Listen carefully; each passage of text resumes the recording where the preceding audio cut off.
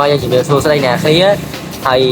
ទីផុតអីដែលអ្នកគ្នាចងចាំគឺបានប្រកាសអីតែវាអត់ប្រកាស100%ផងទេអញ្ចឹងគឺខ្ញុំបានបង្កើតរៀមនៅក្នុង Minecraft ហើយបើអ្នកគ្នាចង់ចូលរៀមហ្នឹងលេងខ្ញុំលេងអី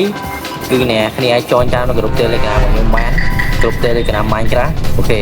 តែនៅរៀមហ្នឹងមានន័យថានៅលើ Bedrock អ្នកគ្នាចឹងរៀមហ្នឹងយើងចង់ឈប់លេងម្ចាស់ server ចង់ឈប់លេងក៏យើងអាចលេងបានដូចជា server ដែរគេថាពីគាត់ថាជា official របស់ Minecraft អញ្ចឹងណាហើយវា available តែនៅBedrock ទេអញ្ចឹងអ្នកគ្នាក៏ភ្លេចជួយលេងផងលេងបាន10នាក់អញ្ចឹងខ្ញុំដឹងច្បាស់ហ្មងថាអត់សូវមានអ្នកគេស្គាល់ខ្ញុំបានទេអញ្ចឹងគឺលេងបានតែ10នាក់ហ្នឹងឯងហើយ10នាក់លេងឈប់អញ្ចឹងគឺដឹងតែគ្រប់គ្នាអ្នកគ្នាអត់ខ្វះទេគ្រប់គ្នាហើយបើរឿង server វិញគឺខ្ញុំថាបង្កើតគឺខ្ញុំបង្កើតហើយមិនដែរសារខ្ញុំអត់មាន credit card ខ្ញុំអីទេអ្នកគ្នាដឹងហើយបង្កើត server មិនមែនណាបុក smart pay ទេគឺ credit card អញ្ចឹងបាទអរគុណអ្នកគ្នា